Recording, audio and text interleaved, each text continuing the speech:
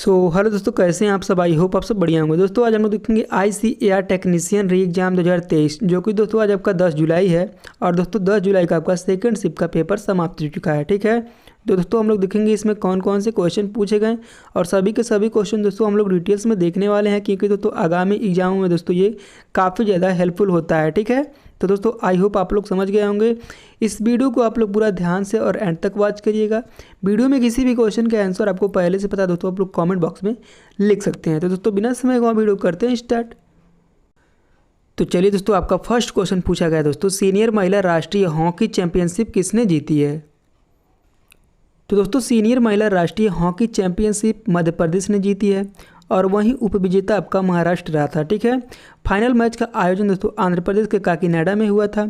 2023 में दोस्तों 13वीं hockey India senior महिला राष्ट्रीय चैंपियनशिप के लिए दोस्तों व्यक्तिगत पुरस्कार मिले हैं। दोस्तों देख लेते हैं कौन कौन से मिले हैं, किसको मिले हैं। ठीक है, क्योंकि ये करंट अफेयर से काफ़ी ज़्यादा इंपॉर्टेंट क्वेश्चन साबित हो सकता है। ठीक है, तो दोस्तों सोनल मिंज को दोस्तों सर्वश्रेष्ठ पुरस्कार मिला है, जो कि दोस्तों सर्वश्रेष्ठ गोलकीपर हैं और ये हॉकी झारखंड से खेलती हैं। ठीक है, प्रतिभा आर्य दोस्तों सर्वश्रेष्ठ डिफेंडर पुरस्कार मिला है और ये दोस्तों हॉकी मध्य प्रदेश से खेलती हैं।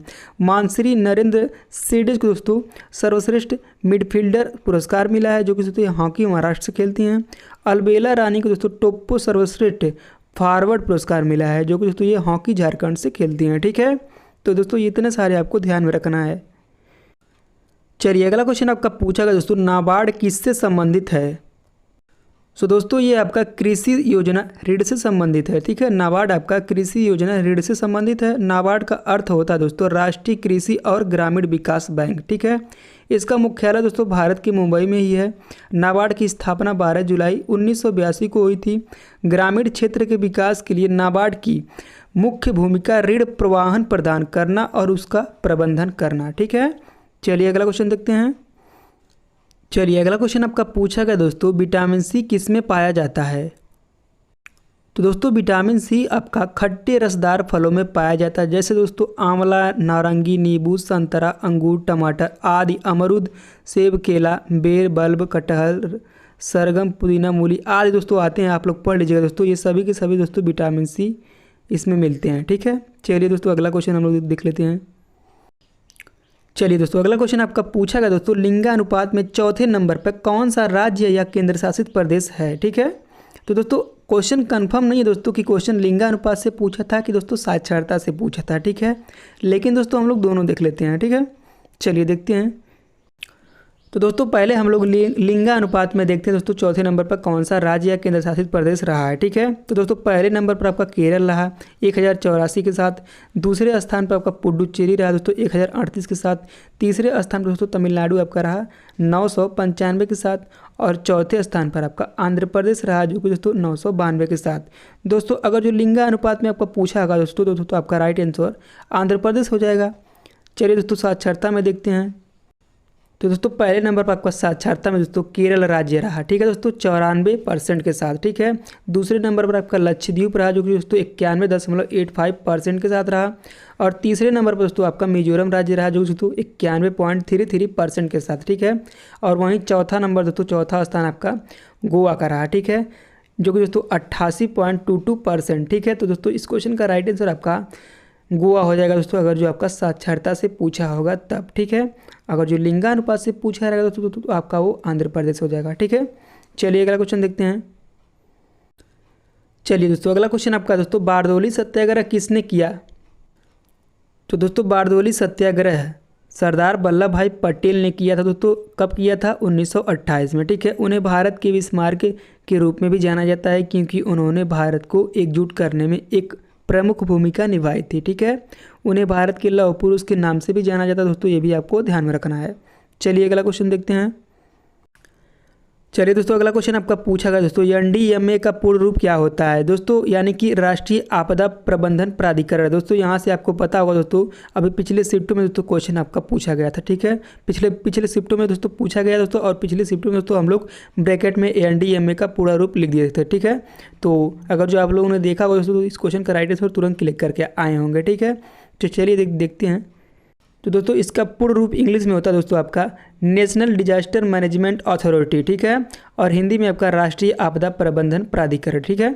इसकी स्थापना 23 दिसंबर 2005 को आपदा प्रबंधन अधिनियम 2005 के द्वारा की गई थी, ठीक है। यह आपदा प्रबंधन के लिए सर्वोच्च वैधानिक निकाय है और इसका नेतृत्व प्रधानमंत्री करते हैं, ठीक है। चलिए अगला क्वेश्चन देखते हैं।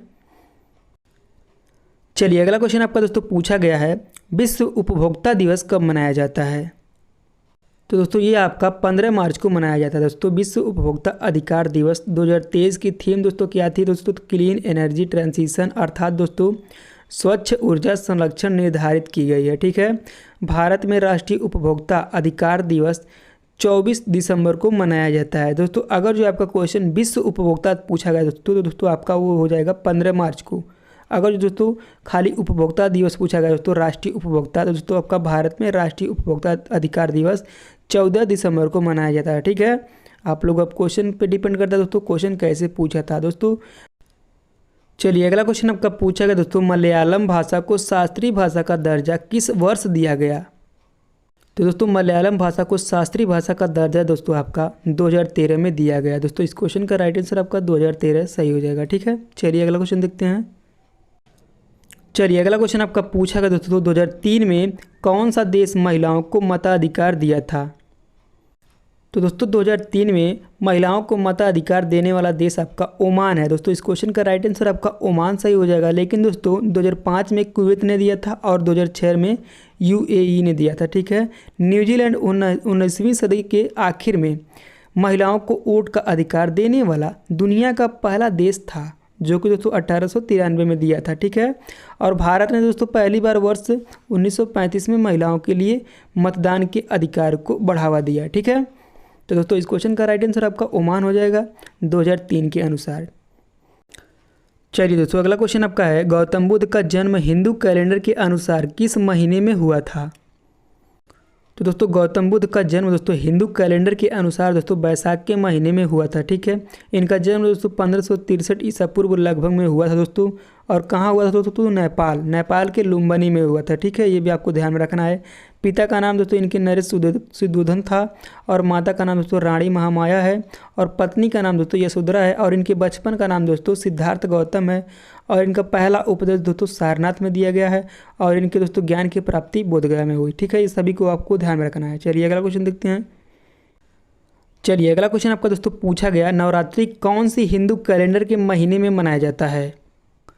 तो दोस्तों नवरात्रि वर्ष में 4 बार आता है, माघ, चैत्र, आषाढ़ और अश्विन, यानी कि मास में प्रतिपदा से नवमी तक मनाया जाता है, ठीक है। चलिए अगला क्वेश्चन आपका पूछा गया दोस्तों, इनमें से कौन सी भाषा द्रविड़ भाषा परिवार से संबंधित है? तो दोस्तों आपका तमिल, तेलुगु, कन्नड़, मलयालम और तुलु भाषा द्रविड़ भाषा परिवार से संबंधित है दोस्तों। अब आप लोग बताइएगा दोस्तों ऑप्शन में आपके क्या दिया गया था, ठीक है, कमेंट करके बताइएगा। चलिए अगला क्वेश्चन आपका पूछा गया दोस्तों, ब्यूटेन के अणु सहसंयोजक बंधों की संख्या कितना होता है?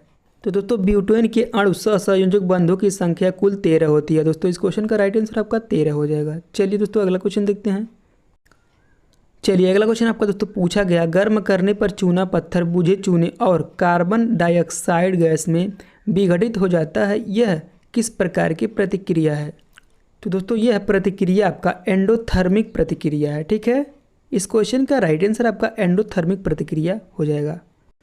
चलिए अगला क्वेश्चन आपका पूछा गया दोस्तों, methane on reaction with chlorine which type of reaction? तो दोस्तों इस क्वेश्चन का राइट आंसर आपका सब्स्टिट्यूशन रिएक्शन हो जाएगा। क्या दोस्तों? Substitution reaction. चलिए दोस्तों अगला क्वेश्चन आपका पूछा गया दोस्तों, principal focus of convex mirror remains which side? दोस्तों इस क्वेश्चन का राइट आंसर आपका parallel to the principal axis हो जाएगा, ठीक है दोस्तों, parallel to the principal axis. चलिए अगला क्वेश्चन आपका पूछा गया दोस्तों, निम्नलिखित में से कौन एक कोशिकीय जीव है? तो दोस्तों अमीबा एक कोशिकीय जीव है क्योंकि यह एक कोशिकीय है और इसके सभी कार्य एक कोशिकीय शरीर द्वारा संपन्न होते हैं, ठीक है। चलिए अगला क्वेश्चन आपका पूछा गया दोस्तों, कौन से दर्पण की परावर्तक सतह उभरी होती है? तो दोस्तों उत्तल दर्पण की परावर्तक सतह उभरी होती है। दोस्तों इस क्वेश्चन का राइट आंसर आपका उत्तल दर्पण हो जाएगा। ठीक है, उत्तल दर्पण गोलाकार दर्पण का वह भाग होता है जहां परावर्तक सतह प्रकाश स्रोत की ओर उभरी होती है। ठीक है, उत्तल दर्पण से बनने वाले प्रतिबिंब दोस्तों हमेशा आभासी और सीधे होते हैं। ठीक है, चलिए अगला क्वेश्चन देखते हैं।